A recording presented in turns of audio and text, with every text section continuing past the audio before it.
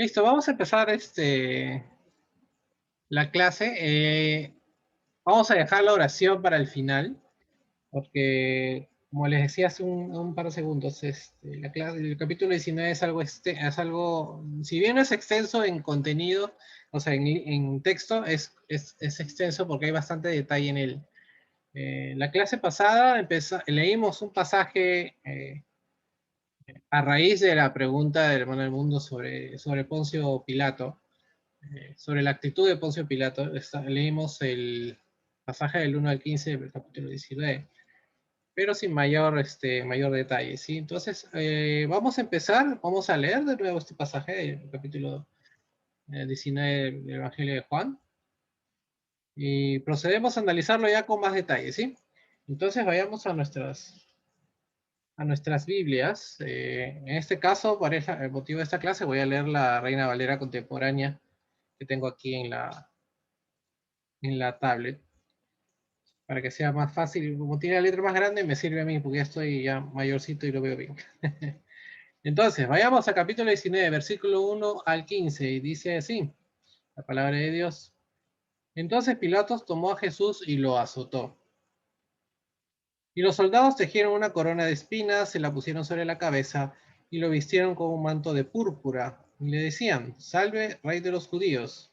Y le daban de bofetadas. Pilato salió otra vez y les dijo, miren, lo he traído aquí afuera ante ustedes, para que entiendan que no hay en él ningún delito. Jesús salió, portando la corona de espinas y el manto de púrpura, y Pilato les dijo, aquí está el hombre. Cuando los principales sacerdotes y los alguaciles lo vieron, a gritos dijeron, crucifícalo, crucifícalo. Pero Pilato les dijo, pues llévenselo y crucifíquelo ustedes, porque yo no hallo en él ningún delito. Los judíos le respondieron, nosotros tenemos una ley y, según nuestra ley, éste debe morir porque asimismo se hizo hijo de Dios.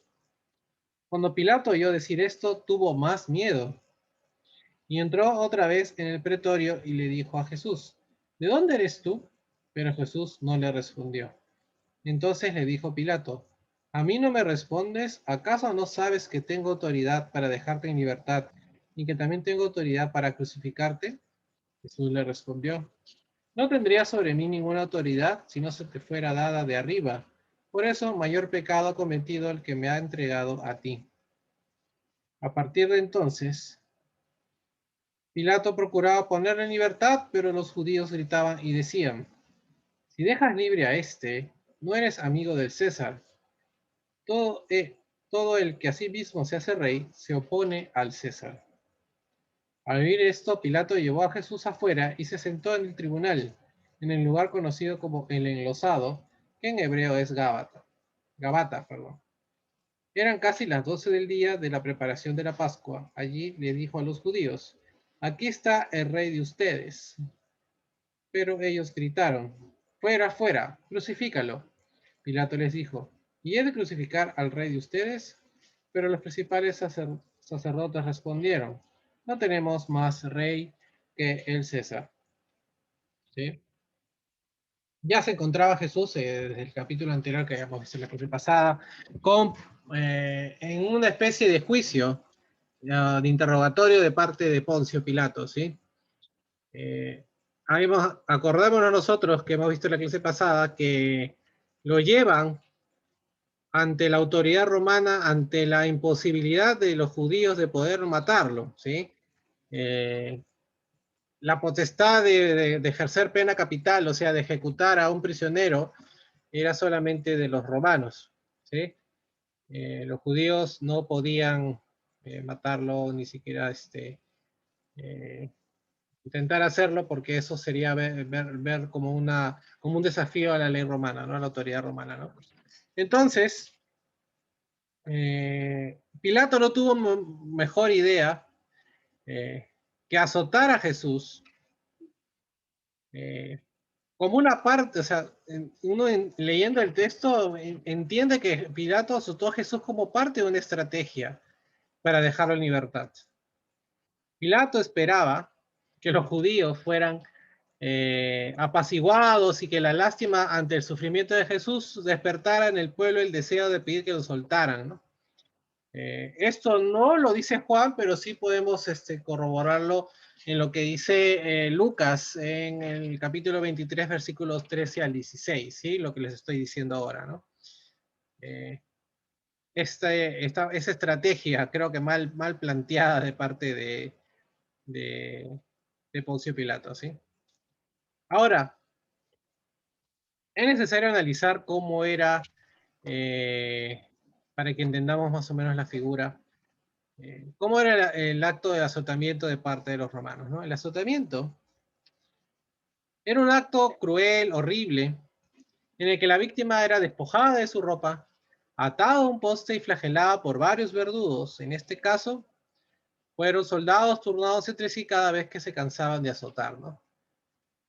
Para las víctimas que no fueran ciudadanos romanos, el instrumento predilecto era una empuñadura de madera de la cual colgaban varias tiras de cuero que en la punta tenían pedazos de metal o hueso. Acordémonos, hermanos, cuando hemos visto hechos de hace unos años vimos atrás, clases de Hechos de los Apóstoles. El hecho que Pablo sea romano lo salvó de muchas veces de sufrir un destino de muerte o sufrir algún castigo físico por su nacionalidad romana. Pero como Jesús era judío, entonces sufrió, eh, no solamente lo azotaron, sino lo azotaron de la peor manera, ¿no? ¿Sí? Si uno recuerda, esta película, la Pasión de Cristo, entonces no se acordará más o menos la escena del azotamiento que no está no está muy lejos de lo que las escrituras o las costumbres, mejor dicho, de esa época estaban, ¿no? No estaba muy lejos de escena de la realidad, lo que pudo haber sido en realidad, ¿no? ¿Qué pasaba? Con la flagelación muchas veces era tan salvaje que muchas de las víctimas morían, ¿no? El cuerpo era o sea, era despedazado y lacerado de tal extremo hasta músculos, venas y huesos podían quedar expuestos, ¿no? Eh, Esto me hace acordar cuando estábamos en el año 2010, 2011, cuando llevamos cursos con las iglesias de Sunset. Uno de los hermanos allí en los Estados Unidos explicaba esto desde el punto de vista médico, ¿no? Entonces, sí, era bastante fuerte la escena que se podía ver en esos tiempos, ¿no? Esta clase de azotamiento precedía con frecuencia a la ejecución con el fin de debilitar y degradar a la víctima, ¿no? A tal punto que en muchos casos le despojaba de toda dignidad humana, ¿no? Y esto tiene que ver mucho con lo que Isaías también profetizó sobre lo que le sucedería a Cristo, ¿sí? Sin embargo, parece que a Pilato se le ocurrió esto, o sea, como decía, ¿no? Esto se le ocurrió a Pilato, o sea, le de haberlo azotado hasta este punto de crueldad, para despertar simpatía, ¿no? Pero obviamente ya nos dimos cuenta que no fue así. Sobre la corona de espinas, ¿qué podemos decir? Porque no solamente bastaba con azotarlo. La corona de espinas se elaboró con ramas puntiagudas y estas puntas podían llegar hasta 30 centímetros de largo, ¿sí? Son espinas de alguna palma de la tilera, ¿no? Es un árbol bastante fácil de encontrar, o bastante fácil de encontrar en esa época, ¿sí? En esos lares, ¿no? Con ellas hicieron una especie de imitación de las coronas radiantes que portaban los reyes orientales, ¿sí? Las espinas atravesaron la cabeza de Jesús y contribuyeron a aumentar el dolor y el desangre.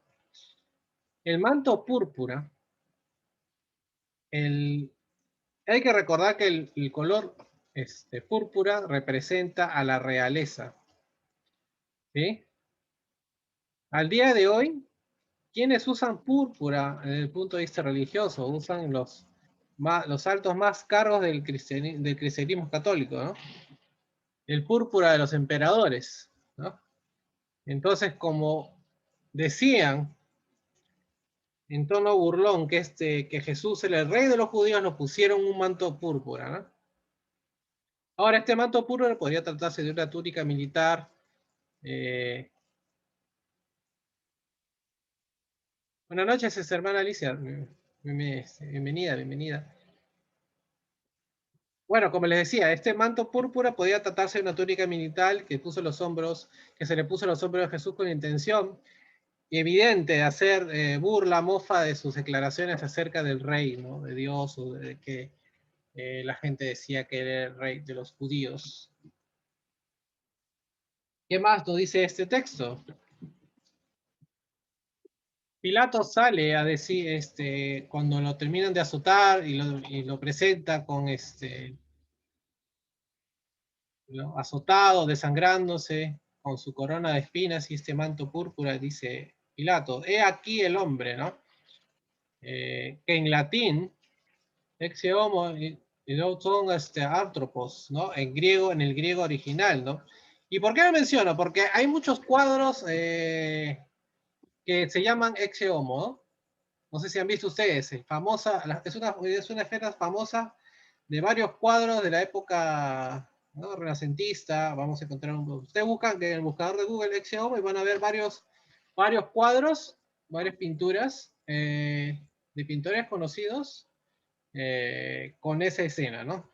Con la escena de Jesús de castigado, sangrante, con su manto púrpura y su corona de espinas, ¿no? Pilato hizo una presentación dramática de Jesús, ¿no? O sea, todo lo que les he contado, todo lo que ha pasado a Jesús, y así lo presentan ante el pueblo, ¿no? Con el trato cruento que recibió de mano de los soldados. Jesús Julio, tendría, sí, el mundo, dime. ¿podría leer Apocalipsis capítulo 19 del 1 al 21? ¿Claro? Apo- Apocalipsis 19 19. del 1 al 21. Está todo Apocalipsis prácticamente, todo el capítulo.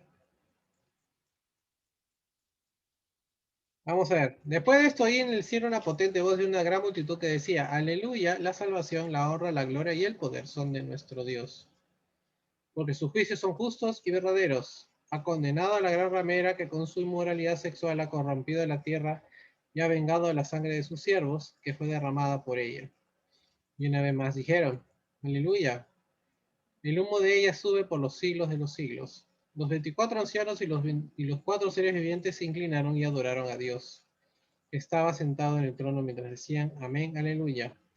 Del trono salió entonces una voz que decía: Alaben a nuestro Dios todos sus siervos y que le temen los grandes y los pequeños. También oí una voz que parecía el rumor de una gran multitud, el estruendo de muchas aguas y el resonar de poderosos truenos, y decía: Aleluya, reina ya el Señor nuestro Dios Todopoderoso. Regocijémonos y alegrémonos y démosle gloria. Ha llegado el momento de las bodas del Cordero, ya su esposa se ha preparado y se ha concedido vestirse de lino fino, limpio y refulgante, que es el lino fino simboliza las acciones justas de los santos. Entonces el ángel me dijo: escribe, bienaventurados los que han sido invitados a la cena de bodas del Cordero. Y también me dijo: estas son palabras verdaderas de Dios. Yo me postré a sus pies para adorarlo, pero él me dijo: no hagas esto, yo soy consiervo tuyo y de tus hermanos que retienen el testimonio de Jesús. Adora a Dios, ¿cuál es el testimonio de Jesús, el que es espíritu de la profecía? Y entonces vi que el cielo se había abierto y que allí aparecía un caballo blanco. El hombre que lo montaba era fiel y verdadero, el que juzga y pelea con justicia. Sus ojos resplandecían dos llamas de fuego y en su cabeza había muchas diademas y tenía inscrito un nombre que solo él conocía. La ropa que vestía estaba teñida de sangre, su nombre es del Verbo de Dios. Iba seguido de los ejércitos celestiales que montaban caballos blancos y vestían lino finísimo, blanco y limpio. De su boca salía una espada afilada para herir con ella a las naciones. Él las gobernará con cetro de hierro y pisará al lagar del ardiente vino de la ira de Dios Todopoderoso. En su manto y en su muslo lleva inscrito este nombre: Rey de Reyes y Señor de Señores. Vi entonces que un ángel estaba de pie en el sol y que con voz potente les decía a todas las aves que surcan los cielos, venga ya, júntense para la gran cena de Dios, para que devoren los cadáveres de reyes, capitanes y poderosos, los cadáveres de los caballos y los jinetes, los cadáveres de todos, libres y esclavos, pequeños y grandes. Y vi entonces que la bestia y los reyes de la tierra, sus ejércitos, se reunían para luchar contra el que montaba el caballo y contra su ejército.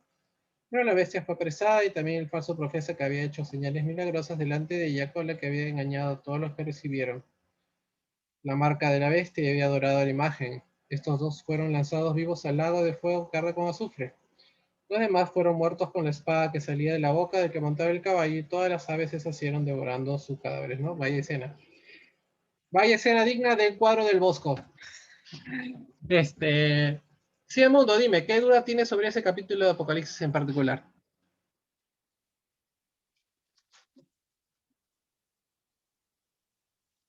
¿El mundo?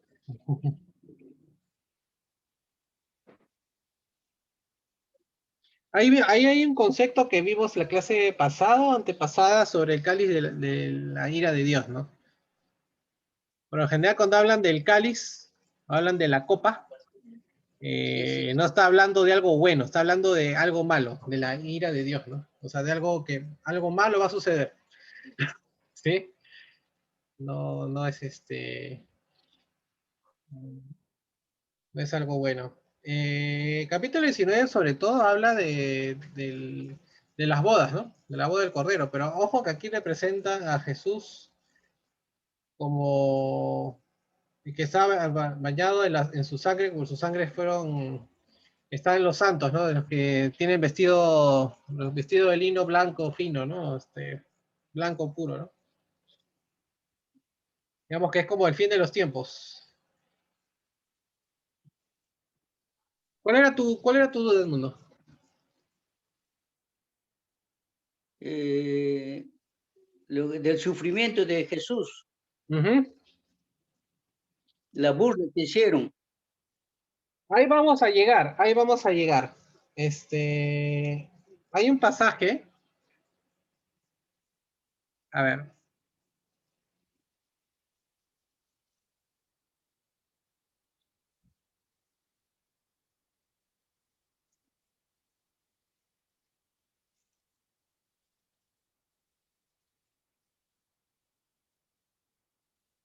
cuando lleguemos a la sepultura de Cristo, eso vamos a llegar ahí más adelante en la clase. Vamos a leer un pasaje de Apocalipsis 1:7, en referencia a lo que dice Zacarías, ¿sí? Pero ya vamos a llegar más adelante ahí. En sí, Juan, que también es el autor de Apocalipsis, ¿sí? Eh, muestra a Jesús en Apocalipsis, por ejemplo, acá lo que acabamos de leer, ¿no?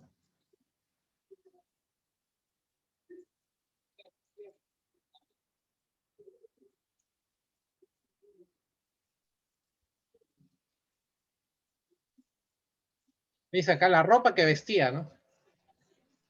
Estaba teñida de sangre, ¿no? O sea, quiere decir que ahí es el tema sacrificial, ¿no? El tema de... Y su nombre era verbo, el verbo de Dios, ¿no? O sea, que todo lo que aquí entendemos porque hemos leído Juan, el Evangelio de Juan, ¿no? ¿Y quiénes lo acompañaban? Los que estaban en caballos blancos y vestían lino finísimo, blanco y limpio, ¿no? O sea, quiere decir los que estas personas que han sido blanqueadas, ¿ya? Que son los santos por el mismo hecho del sacrificio de Cristo, ¿no?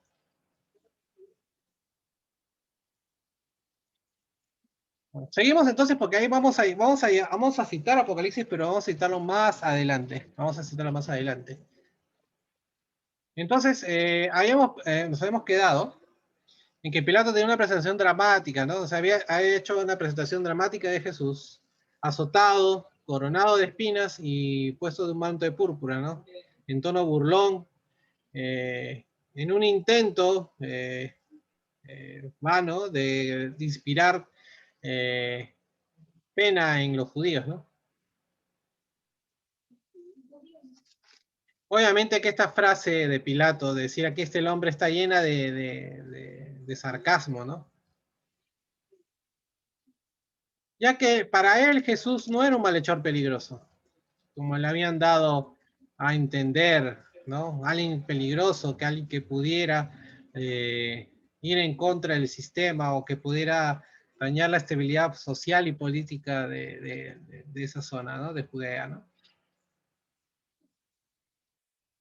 ¿Qué más? Al ver la reacción del pueblo judío, o sea, a pesar de todo, el pueblo judío se ensañó contra Jesús.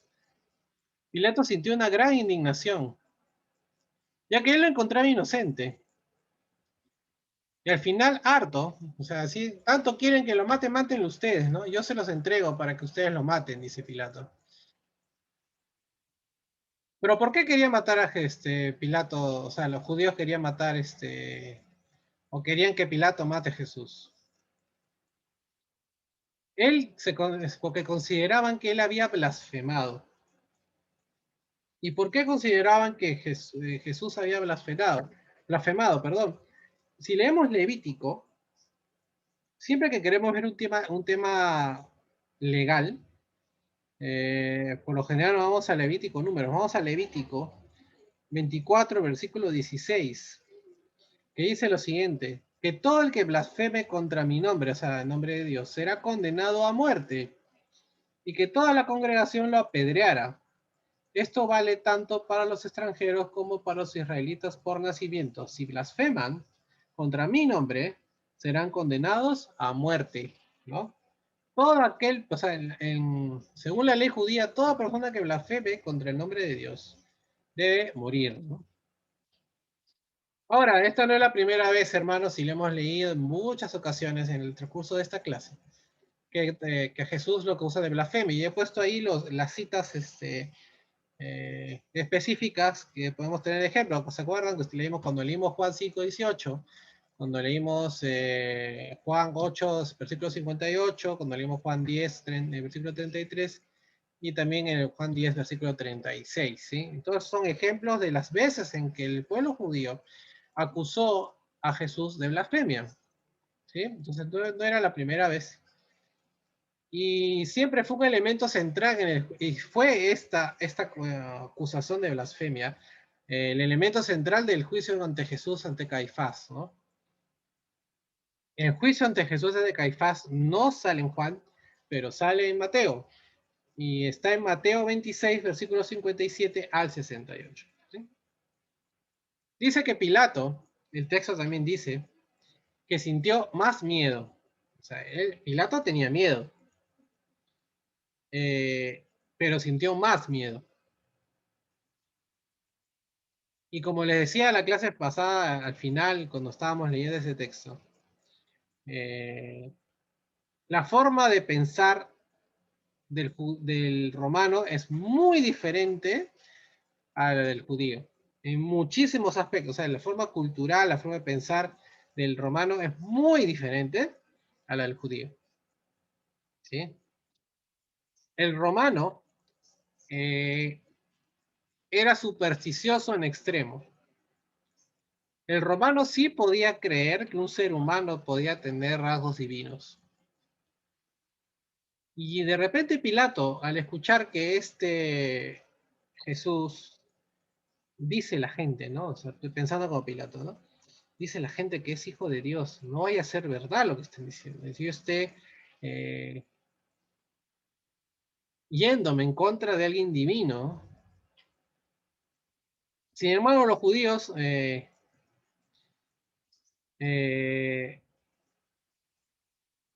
los judíos interpretaron las afirmaciones de Jesús como mesiánicas, ¿no? Como el Mesías que había de venir. Bueno, no todos, ¿no? Pero algunos sí, no todos los judíos. Pero para una persona con mentalidad romana o grecorromana, como se le conoce a las sociedades, a los que son de Roma, mentalidad griega romana, ¿no? El título Hijo de Dios pondría a Jesús en la categoría de hombres divinos, ¿no? Como les decía, ¿no? Estaban dotados de poderes sobrenaturales, ¿no? Entonces Pilato tuvo miedo por eso, porque había acabado de azotar y torturar a un hombre que según la manera de pensar de Pilato, podía someterlo a algún tipo de maldición o venganza, es decir, Yo estoy azotando, estoy condenando, torturando a alguien que lo más probable es que si es cierto lo que él dice que es hijo de Dios, tiene cierta divinidad, puede hacerme algo peor a mí, ¿no? ¿Sí? O darme una maldición o algo así, en la mente de Poncio Pilato, ¿no? Por eso es que el texto nos dice que Pilato tuvo más miedo, ¿no?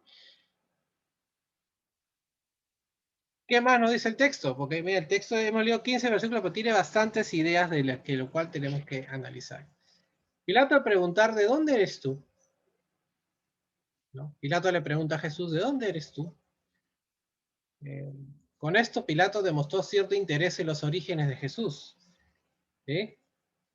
La mente, otra vez, la mente supersticiosa se preguntaba con qué clase de personas había metido, ¿no? Quería asegurarse que no vaya a estar metiendo la pata a Pilato, ¿no? ¿No? Dice, y la respuesta que Jesús le da, o sea, al principio no se niega a dar la respuesta, ¿no? Pero la respuesta después de tanta insistencia de Pilato indica que ni siquiera la peor maldad inimaginable, y atención a esto, hermanos, ¿eh? La peor maldad inimaginable se escapa de la soberanía de Dios. Es decir, Pilato no tenía control real de la situación, pero no dejó nunca de ser un agente moral y responsable de sus propias acciones. De nuevo, quiero hacer hincapié en esto. El hecho que las acciones de las personas que están en esta historia, Judas, Pedro, los judíos, los romanos, Poncio Pilato, o sea, todas las personas que intervienen para bien o para mal en esta sucesión de hechos, todos tienen una responsabilidad moral y todos son responsables de sus propias acciones. ¿Sí? Nosotros ya aclaramos con varios pasajes cuál fue la responsabilidad y el destino final de Judas, por ejemplo, ¿no? El mismo Jesús lo aclara al final diciendo que él se condenó, él se perdió, ¿no? Porque él dice, todos se salvaron, todos, todos los cuidé, a todos los tengo eh, por bien, menos a Judas, ¿no? Es decir, a pesar de que sus actos, si bien malos, perversos, como lo quiere decir, hayan desencadenado que, que el sacrificio de Jesús se haya llevado a cabo, eso no lo exime moral ni de responsabilidades, ¿no? ¿Sí? Entonces, eso no debemos olvidarnos nunca. Todos somos responsables moralmente y por nuestros actos, ¿sí? Al ser confrontado con oposición y maldad, Jesús halló consuelo varias veces en la soberanía de su Padre, ¿no? Jesús también declaró sobre el grado de culpabilidad y podría entenderse el grado de pecado en los acontecimientos y sus palabras podrían referirse por igual a Judas o a Caifás, ¿no? Cuando le dice mayor pecado tienen estos o aquellos que lo que hace Pilatos, ¿no? ¿No? Pero en vista de que Caifás tuvo una participación tan activa eh, desde ya mucho antes en este evangelio, en el complot contra Jesús y presidió sobre el Sanedrín, la referencia puede aplicarse más, sobre todo, a Caifás, ¿no? Sobre todo a Caifás y el Sanedrín, ¿no? El punto crítico no es la identidad de la persona, sino la culpabilidad correspondiente a un acto deliberado, frío, calculado, como el de entregar a Jesús a Pilato con acusaciones falsas, después de haber visto y oído evidencias abrumadoras, hermanos, y sobre todo una de las últimas que es, o la última, por decirlo así, de resurrección de Lázaro, ¿no? ¿Qué mayor evidencia que esa, ¿no? Que en ese sentido de que Jesús es el Mesías, que Jesús es el Hijo de Dios. Sin embargo, Pilato no había hecho algo así, ¿no? Y esto no quiere decir, hermanos, que haya pecados grandes y chiquitos, sino de que en esta historia en específico, en estos En esta sucesión de hechos específica, Pilato quizás sea uno de los menos responsables, ¿no? Pilato tenía intenciones de liberar a Jesús. Eso ya lo hemos visto desde la clase anterior. La intención primaria de Pilato siempre fue, hasta el final, por decirlo así, porque no lo pudo conseguir, de liberar a Jesús. Y como su intención era liberar a Jesús, los judíos cargaron contra él tildándolo de enemigo del César. Esta declaración por parte de los judíos está cargada de ironía por el odio. ¿Por qué? Porque a los judíos les daba igual ser amigo e enemigo del César. Los judíos odiaban a los romanos. ¿Sí? Los judíos no eran amigos del César. Eran los enemigos del César. Si pudieran liberarse de la opresión romana, hace rato lo hubieran podido hacer, lo hubieran hecho. Entonces, ¿por qué dijeron esto los judíos? Porque sabían del miedo que tenía Poncio Pilato a Tiberio, el emperador romano de ese entonces, ¿no? Tiberio era bastante conocido por sospechar de todos, por ser un intrigante y de castigar a quien quisiera sin clemencia, ¿no? Pilato, esto ya del punto de vista histórico, ya había creado algunas revueltas en Palestina, ¿no? Había hecho algunos actos imprudentes que encolerizaron a los judíos y que entonces Pilato estaba, como se dice, ¿no? Está como que había metido la pata en ciertas cosas y estaba bajo el ojo vigilante de Roma, ¿no? Y estaba como diciendo, bueno, vamos a ver si corriges tus errores, ¿no? Si corriges tu ineptitud, por decirlo así, como gobernador de esa zona, ¿no? Entonces los judíos lo intimidaron con amenazas de otra revuelta, ¿no? Que significaría el fin del poder, o sea, el fin del poder romano en Palestina, si decidía abstenerse de ejecutar a Jesús. O sea, es decir, los judíos, al decirle enemigo del César, lo pusieron a Poncio Pilato entre la espada y la pared, ¿no? Eh, no le convenía que el pueblo judío se rebelase o que haga revueltas por no, eh, por no satisfacer lo que le estaba pidiendo, o sea, el asesinato de Jesús, ¿no? Entonces Poncio Pilato prefirió, por temor personal y por temor a una revuelta, asesinar, o sea, darle muerte a Jesús, ¿no? Entonces Pilato cedió ante la presión judía y se preparó para emitir juicio sobre la acusación original de insurrección contra Roma. Este tribunal, o sea, él sale a un patio a dar un veredicto oficial al enlosado, ¿no? Como dicen las escrituras, ¿no? ¿Qué es el enlosado? Era como una silla colocada en un área cubierta con piedras, conocida como el enlosado, ¿no? La ironía es que Pilato pronunció juicio sobre a quien el Padre mismo dio todo juicio, ¿no? ¿Sobre qué? O sea, ¿a quién da el Padre todo juicio sobre nosotros, sobre la tierra? O sea, sobre toda la tierra, es a Jesucristo, ¿no? O sea, ahí viene lo irónico del asunto, ¿no? Pilato da juicio sobre el que tiene todo juicio, ¿no? ¿Y quién habría de pronunciar el justo juicio de condena para Pilato? ¿No? Es decir, ya, Jesús ya había dado el justo juicio de condena para Pilato también, ¿no?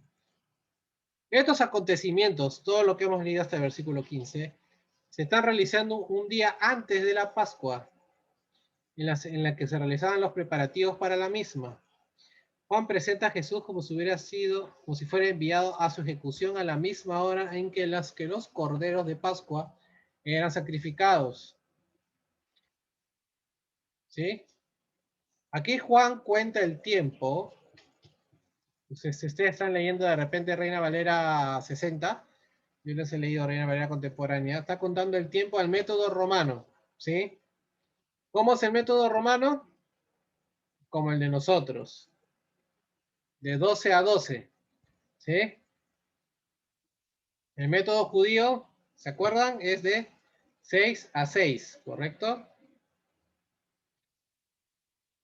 Al decir Pilato, aquí vuestro rey se burló de los judíos, a sugerir la clase de rey que se merecían, ¿no? No solamente, o sea, ¿se dan cuenta el cariño, entre comillas, cariño que le tienen los romanos a los judíos y viceversa, ¿sí? Un hombre, o sea, presentó a judío, el rey, presentó a Poncio Pilato a Jesucristo como el rey de los judíos, un hombre indefenso, un hombre desahuciado, y este título de rey, de manera sarcástica, burlona, Poncio Pilato, se expresa también en el título que le pondrían a Jesús sobre la cruz, ¿no? Es decir, hermanos, la intención de los judíos no era asesinar a Jesús en Pascua, pero como ya hemos leído, el mismo Jesús declara que todos los acontecimientos, buenos, malos, perversos, como lo quieran ver, todo está en las manos de Dios para que suceda lo que tenga que suceder. Y en este caso es el sacrificio de Jesús en cruz por el perdón de los pecados de toda la humanidad, ¿no? Hasta aquí el análisis del primer bloque de texto del capítulo 19. Eh, Vamos a seguir leyendo. Ahora vamos a leer el versículo del 16 al 35, 15 versículos más, ¿sí? Vamos a Juan 19, versículo 16 al 30. Y dice, entonces Pilato se lo entregó a ellos, ¿no? Para que lo crucificaran. Y ellos tomaron a Jesús y se lo llevaron.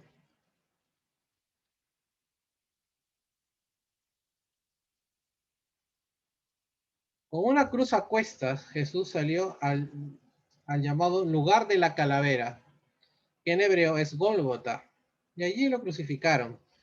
Con él estaban otros dos, uno a cada lado suyo, y Jesús en medio de ellos. Además, Pilato escribió también un título que puso sobre la cruz, el cual decía Jesús Nazareno, Rey de los Judíos. Y muchos de los judíos leyeron este título porque el lugar donde Jesús fue crucificado estaba cerca de la ciudad. Este título estaba escrito en hebreo, griego y latín. Los principales sacerdotes de los judíos le dijeron a Pilato, no escribas rey de los judíos, sino que él dijo, soy rey de los judíos. Pero Pilato le respondió, lo que he escrito queda. Cuando los soldados crucificaron a Jesús, tomaron sus vestidos y los partieron en 4, una parte para cada soldado. Tomaron también su túnica, lo cual no tenía ninguna costura, ni de arriba abajo era un solo tejido. Y dijeron entre sí, no la apartamos, más bien echemos suertes a ver quién se queda con ella. Eso fue así para que se cumpliera la escritura que dice, repartieron entre sí mis vestidos y sobre mi ropa echaron suertes. Y así lo hicieron los soldados. Junto a la cruz de Jesús estaba su madre y la hermana de su madre, María, mujer de Cleofas, y María Magdalena. Cuando Jesús vio a su madre y vio también presente al discípulo a quien él amaba, le dijo su madre, mujer, ahí tienes a tu hijo. Y el discípulo le dijo, ahí tienes a tu madre. Y a partir de ese momento el discípulo la recibió en su casa. Después de esto, y como Jesús sabía que ya todo estaba consumado, dijo, tengo sed, para que la escritura se cumpliera. Había una vasija llena de vinagre, entonces ellos empaparon una esponja en el vinagre, la pusieron en un hisopo y se la acercaron a la boca. Cuando Jesús probó el vinagre, dijo, consumado es. Luego inclinó la cabeza y entregó el espíritu.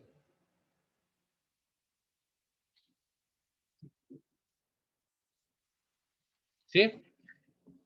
Analicemos un poco lo que acabamos de leer, ¿sí? Un hombre condenado, ¿no?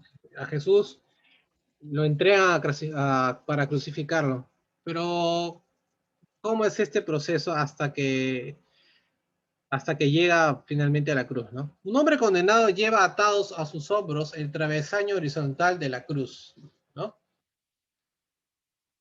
Hasta el lugar de su ejecución. Jesús cargó su cruz hasta la puerta de la ciudad, ¿sí? Pero como Jesús ya, como hemos visto, efectos de la flagelación brutal a la que fue sometido, un hombre llamado Simón de Cirene tuvo que llevarlo por él. Esto no lo dice Juan, pero aparece en los otros evangelios. Aparece en Mateo, en Marcos y Lucas. En Mateo 27:32, Marcos 15:21 y Lucas 23:26. Para que un poco complementemos lo que estamos leyendo, ¿sí?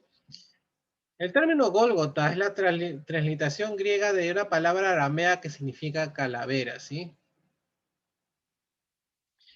Es probable que este sitio derivara su nombre del aspecto que tenía, pero su ubicación exacta es incierta hasta el día de hoy, ¿sí? No se sabe exactamente dónde queda este lugar llamado Gólgota, ¿sí?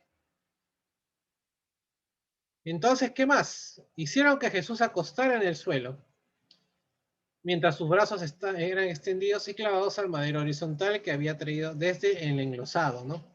Es decir, lo entregaron, Pilato estaba en el enlosado, ¿se acuerdan? Ahí emite juicio, ahí lo entregan a sus verdugos, Jesús lo amarran al travesaño horizontal de la cruz y de ahí va cargando ¿no? Cargando la cruz, ¿no? O cargando parte de la cruz, ¿no? Se acostumbraba, en esos tiempos, levantar el madero de inmediato con la víctima adherida en él y empalmarlo al madero vertical. Sus pies fueron clavados al travesaño vertical, que en algunos casos tenía un pedazo de madera que servía como una especie de base para soportar en parte el peso del cuerpo de la persona que estaba siendo crucificada, ¿sí? No obstante, esto no lo hacían porque para ayudarlo, al contrario, ayudar a la persona que era ejecutada, sino el propósito de tal instrumento era prolongar e identificar la agonía, ¿no? No aliviarla, ¿sí? No es que le estuvieran ayudando poniendo los pies sobre un soporte, ¿no? Tras haber sido desvestido y apaleado, Jesús podía haber quedado colgado en el sol ardiente durante varias horas y hasta varios días. Podía pasar que algunas personas que fueron crucificadas podían estar hasta días ahí, ¿no? Para respirar era necesario empujar con las piernas y contraer los brazos, lo cual generaba un dolor desgarrador, de verdad. Espasmos musculares agobiantes sacudían todo el cuerpo, pero con la falta de movimiento aceleraba la asfixia. La lucha angustiosa e instintiva por la vida proseguía. Sobre los otros dos que serían crucificados junto a él, eh, Mateo y Lucas hacen cierta descripción. Mateo en capítulo 27, 38 y Lucas en el capítulo 23, versículo 33. ¿Y cómo son descritas estas dos personas que están junto a Jesús, tanto a los lados de Jesús, ¿no? Siendo crucificados junto con él? Se les menciona con la misma palabra que Juan utilizó al mencionar a Barrabás, es decir, guerrilleros insurrectos, ¿no? O sea, estaban en la misma categoría que Barrabás.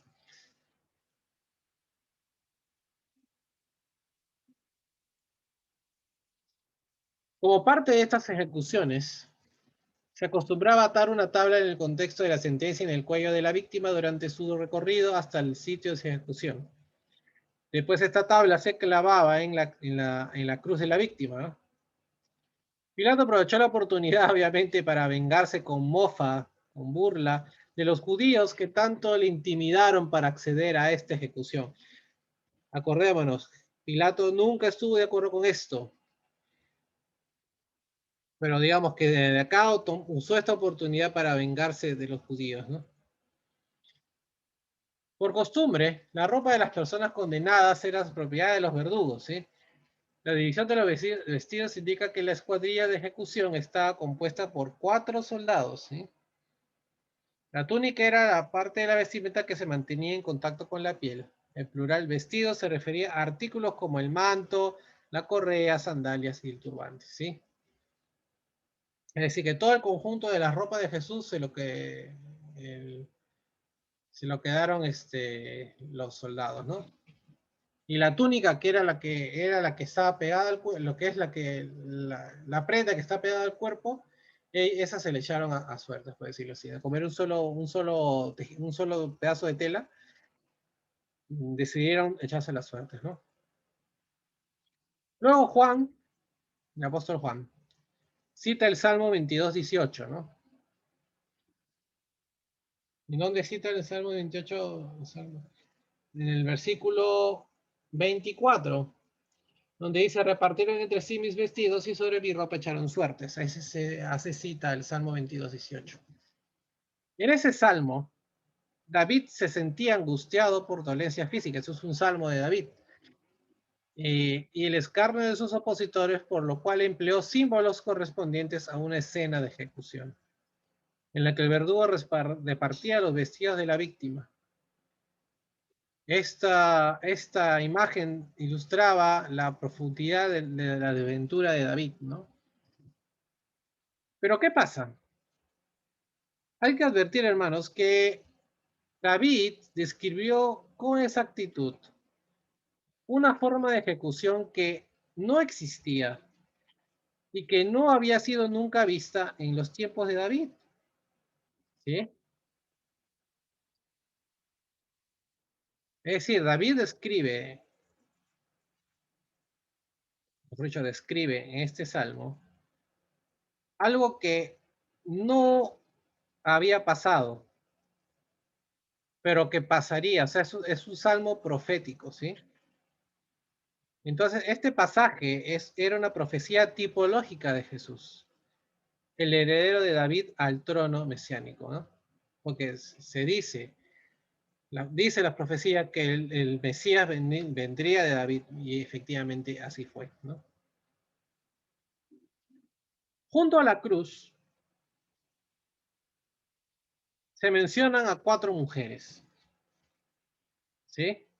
Aunque esto es discutible hasta el día de hoy, ¿sí? El número de mujeres que estuvieron junto a Jesús en la cruz, ¿no?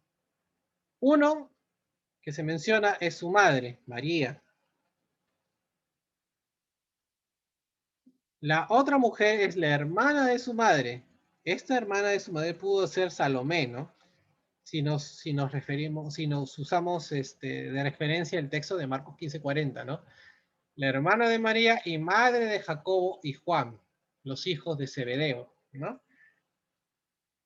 ¿Eso qué quiere decir? Que Jacobo y Juan eran los primos de Jesús, ¿no? Y esto, si pueden corroborarlo, en Mateo 27:56, 27 y Marcos 15:40, ¿sí? Otra mujer que se menciona, a María, mujer de Cleofas, la madre de Jacobo el menor, y José en Mateo 27:56. Y por último se menciona una cuarta mujer que es María Magdalena, ¿no? Y esto alude, no es que sea su apellido, esto alude precisamente al lugar donde vivía o donde pudo haber nacido, ¿no? Que alude a la aldea de Magdala, que está sobre la costa occidental de Galilea, más o menos de 4 o 5 kilómetros al norte de Tiberias, ¿sí? Más o menos para que entendamos más o menos de dónde viene el tema de Magdalena, ¿sí? Junto a estas mujeres también se hallaba el apóstol Juan. Ya hemos visto que él se describía a sí mismo como el discípulo a quien él amaba, ¿no? Que Jesús amaba, ¿no? Jesús, entendiendo un poco cómo funcionaba la mente, o sea, la sociedad judía, la mente de las personas en ese tiempo, Jesús era el primogénito de María, ¿sí? Entonces, como primogénito, se hizo responsable de asegurarse del sustento de su familia antes de comenzar su ministerio. O sea, no era casualidad que María anduviera con él, ¿no? Que estuviera cerca a él, porque Jesús era responsable de María, ¿sí? Y obviamente no se dio esa responsabilidad a sus hermanos. ¿Y por qué? Porque sus hermanos, los hermanos carnales, los hermanos, la familia terrenal de Jesús, sus hermanos terrenales de Jesús, no creían en él, Jesús. ¿Sí? ¿Se acuerdan que leímos eso? ¿Se acuerdan? Lo podemos volver a leer. Eso está en Juan, en el capítulo 7, versículos de 3 al 5. Acá dice, sus hermanos, los hermanos de Jesús, le dijeron, sal de aquí y vete a Judea para que también tus discípulos vean las obras que haces. Porque ninguno que procura darse a conocer hace algo en secreto. Ya que haces estas cosas, manifiéstate al mundo. Y es que ni siquiera sus hermanos creían en él, ¿no? Entonces, la familia terrenal de Jesús, sus hermanos, no creían en él, ni en su poder, ni en su ministerio, ni que en él fuera, pues, el Hijo de Dios, ¿no? Y al no creer en él, al no, eh, al no tener fe en él, en lo que podía hacer, lo que él representaba, lo más probable es que no estuvieran presentes a la hora de su muerte, ¿sí? Más, no estuvieron presentes yo diría que en gran parte de su ministerio, no solamente estuvieron cuando Jesús iba estaba cerca a su casa.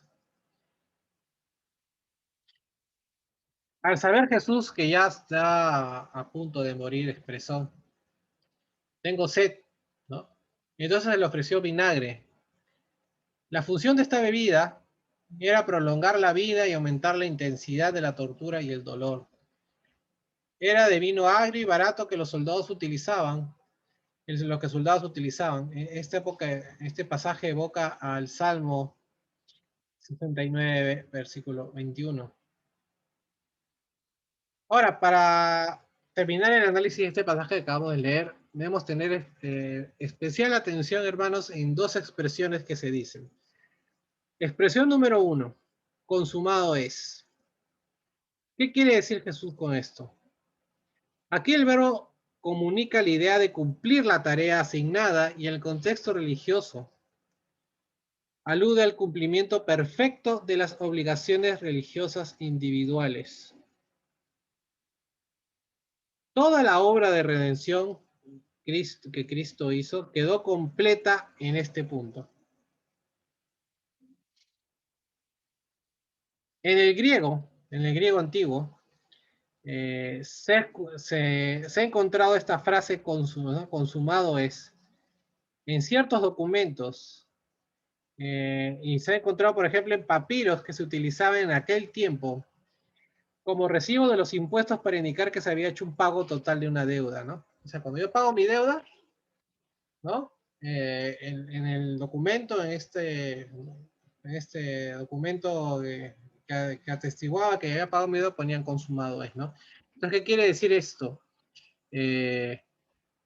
Aquí Jesús lo podemos interpretar, ¿no? Como que él ha cumplido su labor redentora en la cruz, ya cumplió su misión en la tierra, la cumplió en la cruz, y también la podemos interpretar como que Jesús ya hizo el pago, ya no, de todo, como el cordero perfecto, como el sacrificio perfecto y único por los pecados de la humanidad, ¿no? Ese es uno. Expresión número 2 que dice Jesús es entregó, o sea, por hecho, que menciona Juan, es entregó el Espíritu. No dice murió, no dice, ¿no? Como pues, ¿no? O durmió, como se suele usar en algunos casos en el Nuevo Testamento. El hecho de que Juan diga entregó el Espíritu, quiere decir que Jesús murió como un acto de propia voluntad, ¿sí? Nadie le arrebató su vida. Pareciera que sí, ¿no? Pareciera que los romanos y los judíos en complicidad, en una sucesión de hechos, le quitaron la vida a Jesús. No, Aquí Jesús murió porque Él quiso morir, como un acto de voluntad propia, porque no había otro camino, no había otra forma de que el hombre alcanzara a Dios, de que sea libre de pecado, si es que no es por la sangre de Cristo. Entonces Jesús, el Padre, Dios, al saber esto, envía a su Hijo, ¿no? A morir por la humanidad, ¿no? Juan 3:16. ¿No? El domingo fue el día de San Valentín y mucha gente habló del amor y demás, ¿no? Pero qué mayor amor, hermanos, el de Dios, el Padre para la humanidad, que enviar a su Hijo a morir por nuestros pecados, ¿no? Entonces, de manera voluntaria, y esto es lo que quiere decir esta segunda expresión, entregó al Espíritu, Jesús murió por el pecado de la humanidad, ¿no?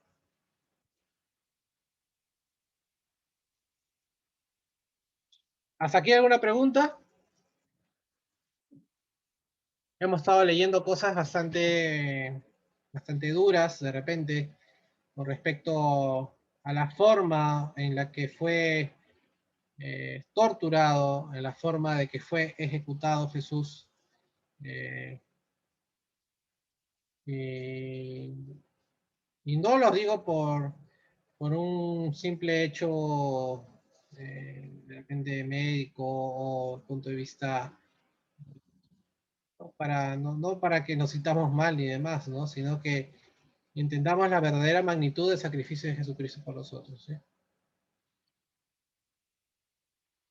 Ya Cristo murió cuando vimos el tema de la última cena, y recuerda que les comenté, ¿no? De las 4 copas de la última cena, de la cual la última copa no se tomó. Jesús al morir toma su, ¿no? Cuando le alcanzan este trapo, esta esponja con vinagre, toma la última copa, que es la de que da por fin a la cena pascual, ¿no? ¿Sí? Entonces, sí, al mundo, dime. Julio, Sí.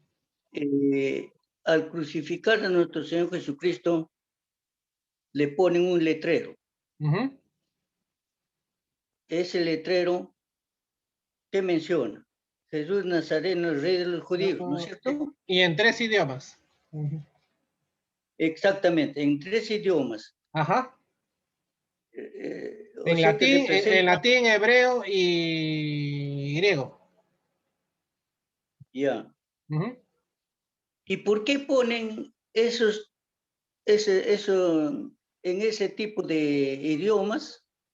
También existían los que acompañaban para la crucifixión de Jesús, o solamente porque la palabra era latín, etcétera, etcétera. Ya, ¿Por qué? te explico por qué 3 idiomas. El hebreo, en sí, el idioma que se usaba entre el pueblo judío era arameo. ¿Sí? El arameo es una variante del hebreo. ¿Sí? Pero el idioma litúrgico de los judíos, o sea, el idioma en el que está escrito el Antiguo Testamento, en su gran mayoría, en su, digamos, 95%, hay pedacitos de arameo, pero poquitos, está escrito en hebreo. Es decir, que el lenguaje en el que ellos leen sus escrituras, o sea, que domina el pueblo judío, es hebreo. Ese es uno. Para los judíos, o sea, con intención de que lo entendieran los judíos, es el hebreo. Ahora, latín. Latín es el idioma de la nación que está dominando ese territorio, es decir, de los romanos. Era el idioma por excelencia para escribir normas, resoluciones legales o edictos de condena. ¿No? Todo lo que tiene que ver con resoluciones, con ¿no? condenas que dieran los romanos, todo eso estaba escrito en latín, que era el idioma de los romanos. El idioma, es como, si queremos verlo de alguna forma, era el idioma legal de ese tiempo, ¿no? ¿Sí? Las leyes, las normas, los estatutos, las condenas, todo lo que tenga que ver con justicia y norma y leyes, estaba escrito en latín. Ese es 2.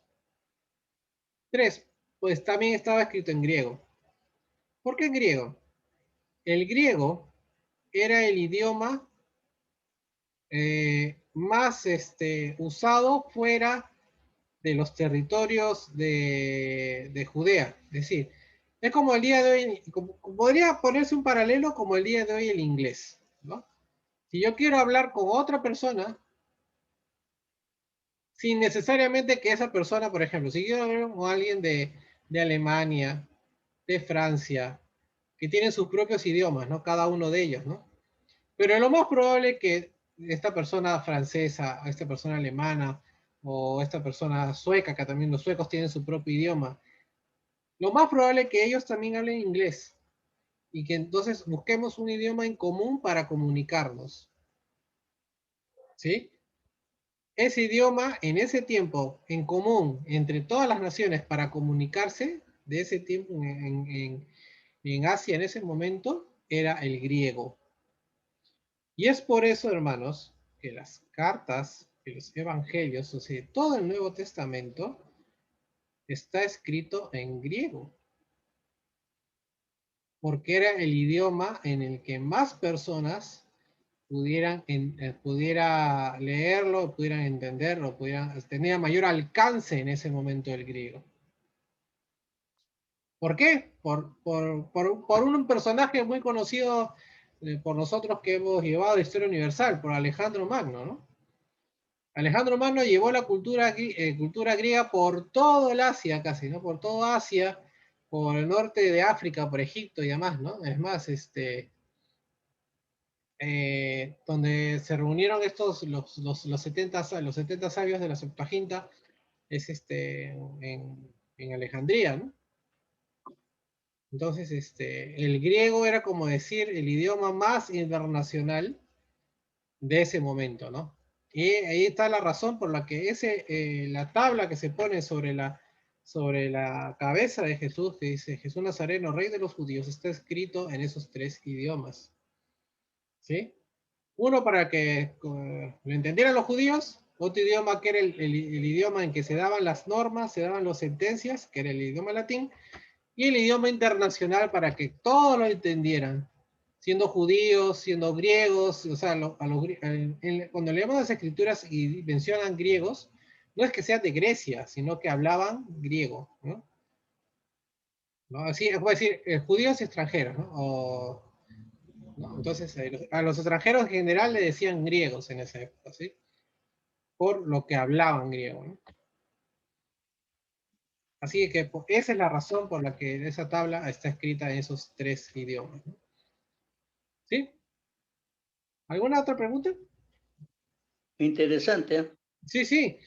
Es un tema que no, o sea, se menciona ahí, pero si uno tiene que leer un poquito de contexto histórico de lo que está pasando para poder entender por qué se escribió en esos tres idiomas, ¿no? Pero eso debes explicar, Julio, porque nosotros sabemos que está el tablero rey de los judíos, nada más, pero no sabíamos a dónde nos llevaba cada esas palabras. ¿No? Por eso nosotros cuando comprábamos nuestra crucecita dice INRI arriba, ¿no? ¿Se acuerdan, no? Cuando compraban su crucecita. Sí, así decía. ¿No? INRI, ¿no? ¿Qué significa? INRI, ¿no? INRI significa, el INRI es en latín, ¿no? Es lo que pusieron los romanos en latín, que significa Jesús, o sea, Jesús en latín, que comienza con I, ¿no? Jesús Nazarenus Rex Judaeorum, o sea, judíos, ¿no? O sea, Jesús Nazareno, rey de los judíos, ¿no? O sea, eso es INRI, ¿no? O sea, el acrónimo, o sea, las letritas cada una de las palabras romanas que usaron para la tablita famosa que acabamos de leer, ¿no? Entonces, ya sabemos qué significa el INRI también, ¿sí?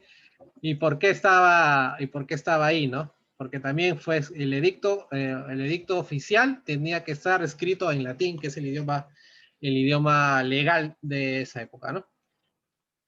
Bueno, entonces, seguimos para acabar con este capítulo y vamos a leer el pasaje del 31 al 37, ¿sí?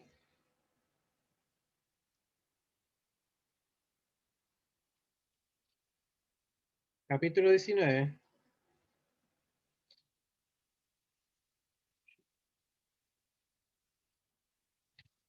La palabra de Dios dice: como era la preparación de la Pascua, y a fin de que los cuerpos no se quedaran en la cruz durante el día de reposo, ya que aquel día de reposo era de gran solemnidad, los judíos le rogaron a Pilato que se les quebraran las piernas y fueran quitados de allí. Entonces los soldados fueron y le quebraron las piernas al primero, lo mismo que al otro que había sido crucificado con él. Cuando llegaron a Jesús, como lo vieron ya muerto, no le quebraron las piernas. Pero uno de los soldados le abrió el costado con una lanza y al instante le brotó sangre y agua. El que vio esto da testimonio y su testimonio es verdadero. Y él sabe que dice la verdad para que ustedes también crean. Porque estas cosas sucedieron para que se cumpliera la escritura. No será quebrado ningún hueso suyo. Además, hay también otra escritura que dice: mirarán al que traspasaron. Estos 7 versículos, ¿qué nos quieren decir? Ya era día viernes, ¿no? El día antes o el día de preparación para el día del reposo, ¿no? Día de reposo, día sábado, estamos en día antes, el día viernes, ¿sí? Los judíos pidieron retirar el cuerpo de Jesús.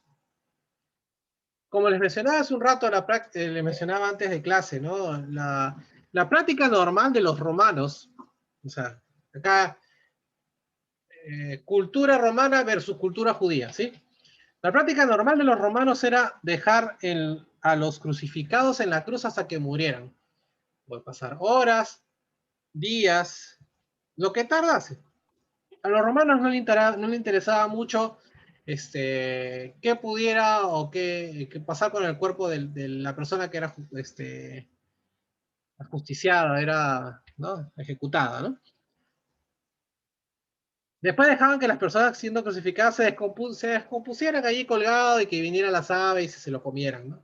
Eso no tenían los judíos mayor problema. Sin embargo, la ley mosaica, los judíos insistían que todo el que quedara colgado de un madero, ¿no?, por lo general después de su ejecución, no debía quedarse allí durante la noche, sino ser enterrado el mismo día. Esto, otra vez, tiene base en la ley mosaica, ¿sí? De nuevo, vayamos a Deuteronomio 21, versículos 22 y 23, que dice: si alguien comete un crimen que merezca la muerte y lo haces morir y lo cuelgas de un árbol, no dejen que su cuerpo se quede en ese árbol toda la noche. Lo enterrarás ese mismo día, porque quien es colgado de un árbol está bajo maldición de Dios. No contamines la tierra que el Señor tu Dios te da en posesión. ¿Sí? Entonces,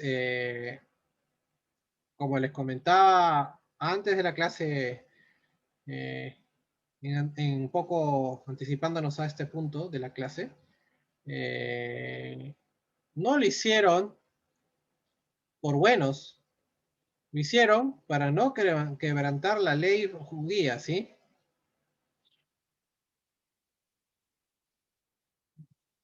El ejecutado había quedado bajo maldición de Dios, como acabamos de leer en Deuteronomio, ¿sí? Y dejarlo expuesto a la vista de todos sería en particular, sería percibido como una profanación por los habitantes de la tierra, ¿no?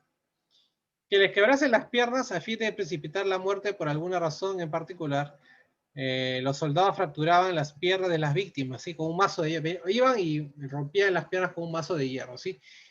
Esta acción brutal no solo producía traumatismo y pérdidas adicionales, sino que les impedía, acuérdense que les dije que les ponían una tablilla en los pies, ¿no? Y la persona que estaba crucificada, en la afán de apoyarse en algo y poder respirar, apoyaba, hacía presión sobre esa tablilla de los pies para poder, en esa posición, poder respirar algo, ¿no? Pero ya cuando le rompía las piernas, ya les quitaba ese punto de apoyo, ¿no? A Jesús no se le rompieron las piernas porque uno ya estaba muerto. Al menos eso es lo que las escrituras dicen, ya se encontraba muerto. Y por eso no encontraron necesidad de romperle las piernas. Y vamos a ver más adelante que no, de esa forma también estaba profetizado, ¿sí? Pero sigamos. La perforación que el soldado infligió en el costado de Jesús fue muy profunda en vista de la salida repentina de agua y sangre. Puede ser que la lanza traspasó el corazón de Jesús, ¿no? Era muy probable que eso haya sucedido, ¿no? O que la cavidad torácica fuese perforada en una sección inferior al diafragma, ¿no? Y sea el corazón o en la cavidad torácica, sea cual sea el caso. Juan mencionó el vertimiento de sangre y agua para hacer hincapié en el hecho indiscutible, o sea que no había dudas de que Jesús estaba muerto, ¿sí? El autor de este evangelio, el apóstol Juan, se señala como testigo, ¿no? Él mismo se menciona, ¿no? ¿Verdad? Como testigo de lo que está sucediendo presencial y que él cuenta lo que él dice es verdad. Además, Juan incluye, el apóstol, el pasaje de Éxodo 12:46, o también podría ser perfectamente el pasaje de Números 9:12. ¿Qué dicen estos pasajes? Estos pasajes establecen de manera específica que ningún hueso del Cordero de Pascua debe ser quebrado. ¿Sí?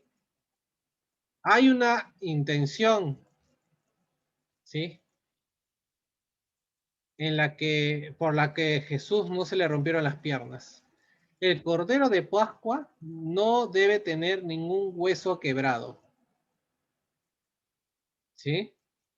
Puesto que en el Nuevo Testamento presenta, como hemos leído Apocalipsis, gracias al mundo que ¿no? Que él es a Jesús como el Cordero de Pascua, ¿no? El que quita el pecado del mundo. ¿Sí? Esta imagen también la podemos encontrar en 1 Corintios 5:7 y en 1 de Pedro 1:19, ¿sí? Estos versículos tienen un significado profético y tipológico de gran importancia, ¿sí? Acá el paralelo del sacrificio de Jesús con la Pascua, ¿sí? Y es por eso lo importante. Y una vez más, cómo tiene Dios todo en control. Todos los actos están bajo control, estuvieron bajo el control de Dios. Para que sucedieran en la forma y en el tiempo que debían suceder. Al final este pasaje que hemos leído, el versículo 37, dice, ¿no? Mirarán al que traspasaron. Este pasaje corresponde a Zacarías 12:10. Y en sí, el profeta Zacarías indica que Dios mismo fue traspasado al mismo tiempo que lo fue su representante, pastor y compañero divino. Yo les recomiendo, hermanos, que cuando tengan un tiempito, lean Zacarías, ¿sí? Sobre todo el capítulo 11, 12 y 13, ¿sí? Para que entendamos lo que está sucediendo en este momento, ¿sí? Mira, vamos a leer Zacarías 12:10, ¿ya? Para que más o menos tengan idea de lo que te estoy diciendo. Zacarías 12:10. Dice acá, sobre la casa de David y sobre los habitantes de Jerusalén, Derramaré un espíritu de buena voluntad y de oración, y volverán los ojos a mí y llorarán por el hombre a quien traspasaron. ¿Cómo se llora y se guarda luto por el hijo primero y único? ¿Sí? Aquí Zacarías está dando profecía sobre lo que habría de pasar con Jesús, ¿no? La angustia y contrición de los judíos, que en este pasaje hemos leído de Zacarías, al ver herido al pastor de Dios, es una tipología perfecta. De nuevo encontramos una tipología, un paralelo perfecto, profético, del tiempo correspondiente a la venida del Hijo de Dios, ¿no? El Mesías, a quien al regresar causaría el lamento más profundo de Israel por haber rechazado y matado a su rey. Vayamos a lo que les comentaba hace un rato, vayamos a Apocalipsis, capítulo 1, versículo 7. Y de nuevo vamos a encontrar algo parecido a lo que está sucediendo en estos momentos, ¿sí? A lo que está sucediendo en el texto que hemos leído de Juan. Miren, ya viene en las nubes y todos lo verán, aún lo que lo traspasaron. ¿Sí? De nuevo, leemos. Miren, ya viene en las nubes y todos lo verán, aún lo que lo traspasaron. Y todas las naciones de la tierra harán lamentación por él. ¿No? Acordémonos, hermanos, que Jesús vendrá por segunda vez. Ya no vendrá por una labor redentora. Vendrá por juicio. ¿Sí? Y ahí toda la humanidad, los de esa época, los de nuestra época, y de repente el día del Señor sea más adelante, los que vengan, los que estén por venir, toda la humanidad será testigo porque todos resucitarán de la gloria de Jesús, ¿no? En majestad, en reino, ¿no? Entonces, ahí esas personas que fueron partícipes de su sufrimiento, de su crucifixión, que fueron responsables directos por su muerte, por ese soldado romano que traspasó con su lanza el cuerpo, todos aquellos hasta los que lo traspasaron verán a Cristo, ¿no? Eso es lo que nos quiere decir este pasaje específico de Apocalipsis, ¿no? Si seguimos leyendo, vamos a encontrar un personaje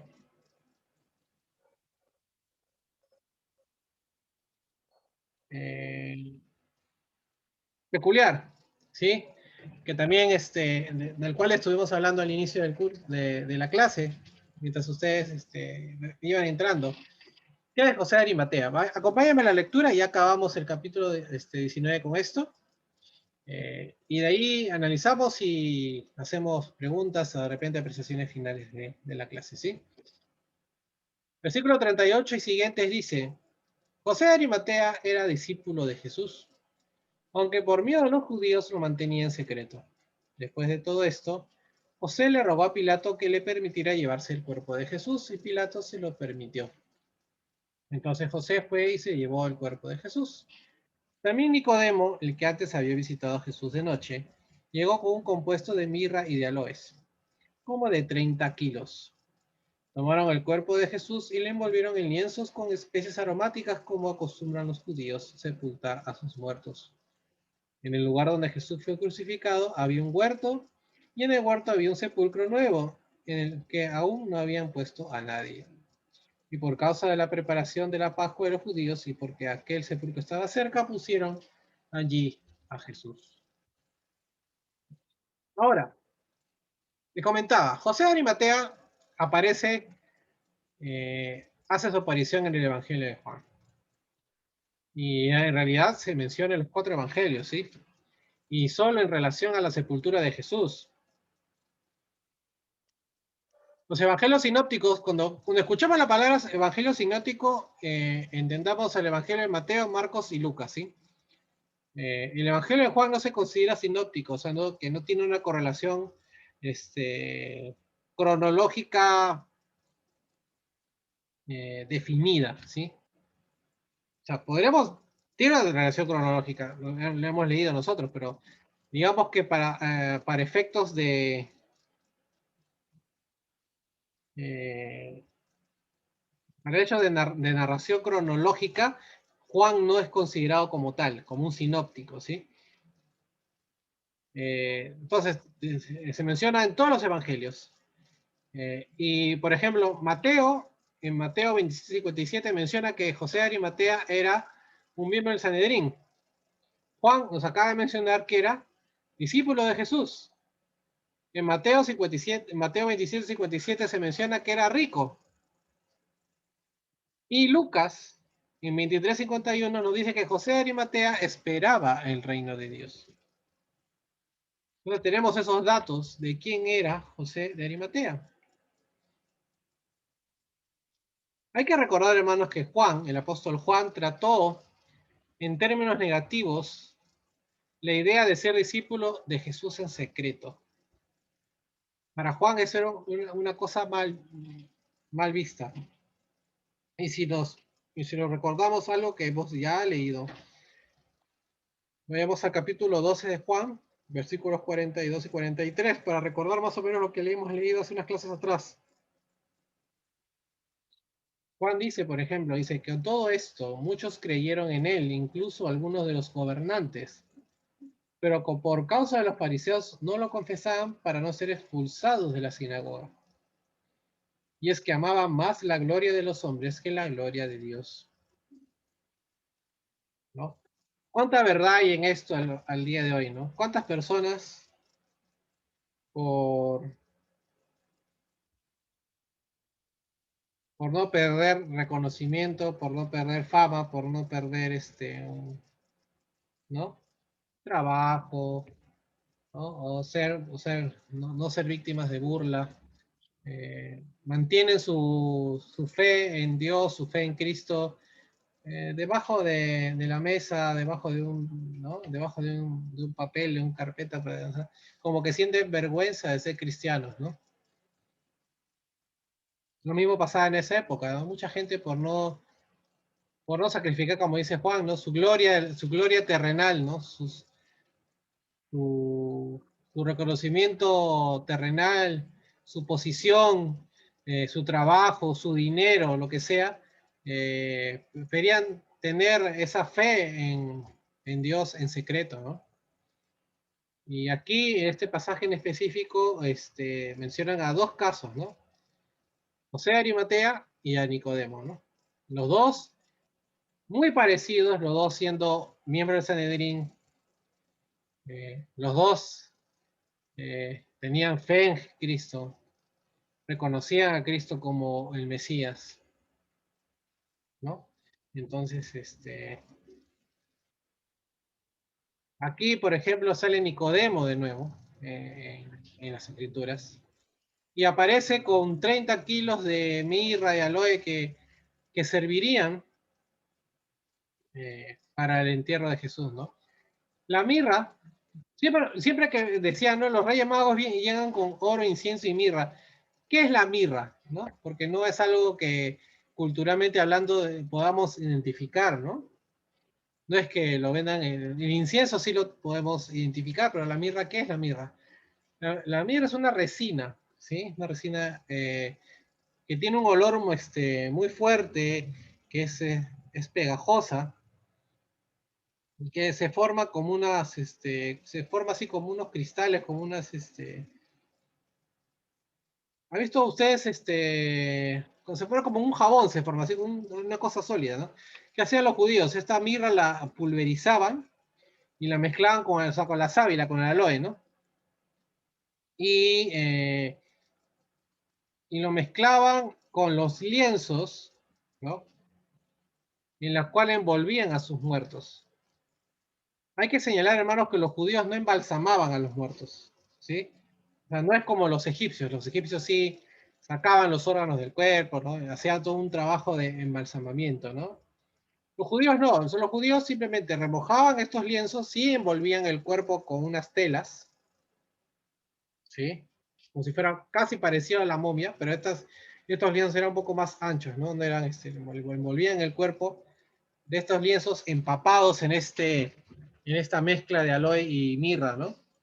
Para que contrarrestar un poco el efecto de o sea, el olor de la putrefacción de los cuerpos, ¿no?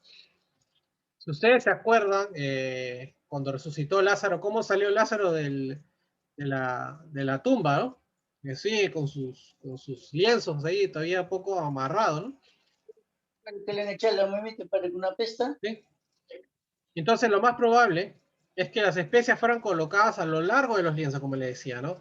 Y envolvieran por completo el cuerpo de Jesús. También se esparcieron especias debajo del cuerpo y alrededor, ¿no? Entonces esta resina viscosa hacía que los lienzos se pegaran, se adhirieran al cuerpo, ¿sí? El apóstol Juan es el único en su evangelio que alude a la cercanía del huerto donde Jesús fue crucificado, ¿sí? Ninguno de los otros evangelistas lo hace, ¿sí? ¿Por qué hace esta aclaración? Hace esta aclaración porque ya estaba cerca el día sábado, el día del reposo. Y no se debería, ustedes saben que bajo la ley judía, el día del reposo no se hace absolutamente nada, ningún trabajo, ningún esfuerzo, nada de nada. ¿Sí? Y entonces se resultó conveniente que la tumba quedara cerca del lugar donde Jesús fue muerto, ¿no? Juan no menciona que José de Arimatea rodó una piedra que taparon por completo la abertura de la tumba, o que María Magdalena y María vieran todo este proceso, ¿sí? Esto sí lo menciona, por ejemplo, Mateo 27, versículo de 58 al 61, ¿sí? Hasta aquí, hermanos, capítulo 19 de Juan. Estamos a 2 capítulos de acabar el libro. Yo estimo que la próxima clase va a ser la última clase, ¿sí? Porque ya lo principal lo hemos visto, o sea, el punto, el punto culminante de esta historia lo hemos visto el día de hoy, ¿sí? Aquí todo el propósito del ministerio de Jesús lo hemos visto el día de hoy. Así que, ¿alguna pregunta, algún comentario que quieran hacer? Claro, Ha sido claro. una clase dura, porque hemos visto detalles de repente poco dolorosos, pero creo que yo necesarios para entender la magnitud del sacrificio de nuestro Señor Jesucristo por nosotros, ¿no? Sí, el mundo, dime. Julio, a nuestro Señor Jesucristo no le quebraron las piernas, pero sí le pincharon una lanza. Así es. Al meterle la lanza, sale agua y sale sangre. ¿Qué representa esos dos, la sangre y el agua? ¿Qué representaba? O para esa época, a esos que asistieron no tenía ningún significado. Y para nosotros también queremos saber qué significado tiene. A ver, lo que te comentaba, el hecho que saliera agua y sangre era un hecho inequívoco de que Jesús ya estaba muerto. ¿Sí? Eso es lo que quiere decir, o sea, el propósito de que Juan escribe eso es para que se entienda que Jesús ya había fallecido. O sea, el momento que él dice consumado es, él muere, ¿no? Él fallece de forma física. Más significado que eso no. Ahora, lo que sí tiene significado, y como les mencionaba, es el hecho de que no le quebraran las piernas. Porque el cordero de la Pascua no debe sufrir ninguna fractura, ninguna. El cordero sacrificio no debe sufrir fractura. Y Jesús, siendo el cordero de sacrificio, o sea, igual, el mismo paralelo, o sea, en la Pascua, no debió sufrir ninguna fractura, ¿no? Julito, también tú dijiste que esos dos, justo en el texto que decía el hermano de lo que le habían pinchado, ¿no? Y salió sangre, todo eso también tiene correlación con lo que tú dijiste. Había un texto que hablaba también de eso y hablaba de... Un ratito, que lo traspasaron, de Zacarías. Que lo traspasaron, exacto. Exacto, entonces habían dos textos, ¿no? De ese texto de Zacarías y el otro que hablaba de que justamente que las personas que le habían pinchado, o sea, que le habían herido, verían su gloria, ¿no? O sea, verían a él, ¿no? Al final. Así sí, en el capítulo 1 de Apocalipsis está eso. O sea, inclusive, lo que pasa es que siendo Apocalipsis es un libro difícil de, o sea, no imposible, hay que tenerle paciencia a Apocalipsis. Espero en el transcurso de este tiempo que tengamos la oportunidad de poder estudiar por internet y demás. César se ofreció para llevar Apocalipsis. Esperamos que podamos hacerlo. Es un libro con bastante simbología, pero que no es, si uno lo lee con detenimiento, y el truco de Apocalipsis es haber leído todo lo demás anterior. Entonces tú entiendes lo que está hablando, ¿no? Entonces tú dices, por ejemplo, este pasaje que hemos leído Apocalipsis, inclusive lo que los traspasaron, si no hemos leído este pasaje de Juan, en el cual el soldado traspasa el cuerpo de Jesús con una lanza, entonces, ¿de quién está hablando lo que lo traspasaron? O sea, está hablando de esas personas. Que todas las personas, o sea, toda la humanidad, pasada, presente y futura, si es que el día del Señor no es dentro de unas horas, o dentro de unos años, ¿no? Futura, ¿no? Los que nacerán después, ¿no? Toda la humanidad en pleno resucitará. Buenos, malos, los que han fallecido, ¿no? Todos resucitarán. Y es por eso que Juan en Apocalipsis dice con seguridad, hasta que los que lo traspasaron verán, ¿no? Verán a Jesús. Pero obviamente que ellos lo verán Julio, con pena, ¿no? Sí, ¿quién habla por ahí? Julio, Sí, sí. Julio, Sí, el mundo. para mí me parece que la sangre que salió, que brotó del cuerpo de nuestro Señor Jesucristo, representaba la justificación. Y el agua que salió también del cuerpo de nuestro Señor Jesucristo era la justificación. Claro, la sangre, o ¿Podría sea, ser? ten en cuenta que el sacrificio, o sea, no sé, o sea, la sangre de Cristo, o sea, por eso que de Apocalipsis sale, ¿no? O sea, el Cristo con un Cristo, rey, manchado, cubierto de rojo, de sangre, ¿no? Y esa sangre es la que nos hace a nosotros libres de pecado. Sí aceptamos. Porque nosotros no debemos quedarnos en Juan 3:16, Juan 3:17, Juan 3:18, ¿no? Condicionante. Jesús muere por toda la humanidad, pero por aquellos que lo aceptan a él, ¿no? Y lo siguen y perseveran, ¿sí? Pero obviamente no había o no hay nada, absolutamente nada, que el ser humano que pueda hacer el ser humano para ser justo ante los ojos de Dios. No hay acto humano que pueda hacer que el ser humano, como tú dices en el mundo, o sea, la sangre de Cristo es la justificación del ser humano. La sangre de Cristo es la única forma de ser justos ante los ojos de Dios. Porque, Y el agua. o sea es lo mismo, o sea, cuando uno muere, los órganos se empiezan a hinchar, ¿no? Se empiezan a botar líquidos, ¿no? A desprender líquidos. ¿Hay algún médico acá? No, justo no ha entrado, Marielita, ni César tampoco.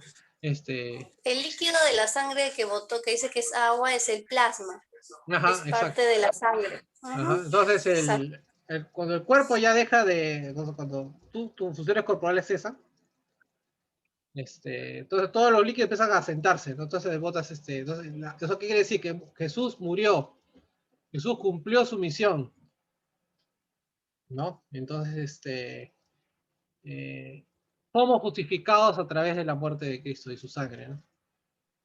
Eso, o sea, si esa es la imagen, o sea, el sacrificio por gracia en el cual estamos, nosotros podemos ser justos ante los ojos de Dios, ¿no?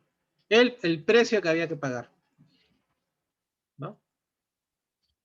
Pero por eso digo, el hecho que salga agua, o sea, en el caso específico de este texto, del capítulo 19 de Juan, la intención del texto especial, es decir, Jesús está muerto. Y los soldados, al ver que Jesús está muerto, hacen que no, o sea, hacen que no le quiebren las piernas. Y al que no quebrarle las piernas, se cumple proféticamente lo que está escrito sobre el cordero pascual, que no debe ser ese cordero, no debe sufrir fractura alguna de los huesos, ¿no? Entonces, por el sacrificio de Jesús, o sea, retomando la idea que tú mencionas del mundo, ¿no? Por la muerte de Jesús, nosotros somos justificados ante los ojos de Dios el Padre, ¿no? En resumen, ¿no? En resumidas cuentas, ¿no?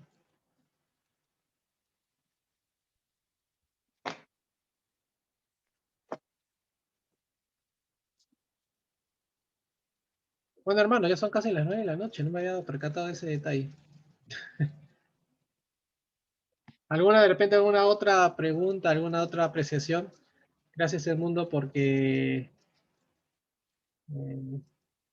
es difícil, ¿no? Cuando uno toma todos los domingos que participamos nosotros de la Cena del Señor, debemos tener esto presente en nuestra cabeza, ¿no? Conmemoramos el sacrificio de nuestro Señor Jesucristo por nosotros, ¿no? Entonces, eh, es como leer este pasaje, es como leer el capítulo 19 de Juan una y otra vez cada domingo y tenerlo presente, ¿no? Y también recordar que gracias a ese sacrificio, el Hijo de Dios nos permitió que nosotros, los cristianos, también podamos ser considerados hijos de Dios, ¿no? Así que dentro de la tristeza y el dolor que causa a veces en nuestros corazones recordar el terrible sufrimiento que sufrió, que tuvo Cristo, ¿no? Como hemos visto quizás hoy en detalle, eh, nos debe causar también gozo, ¿no? Porque ya tenemos, como se dice, eh, intercesor directo con el Padre, ¿no? No necesitamos más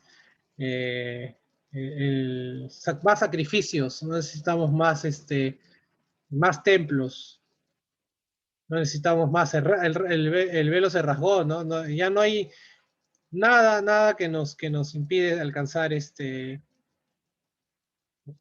a Dios, porque nuestros pecados han sido saldados por el sacrificio de Jesús, ¿no? Entonces, un acto tan duro, tan difícil, tan horrible como fue la muerte, la muerte de Cristo, eh, también es un acto de gozo para el cristiano, ¿no?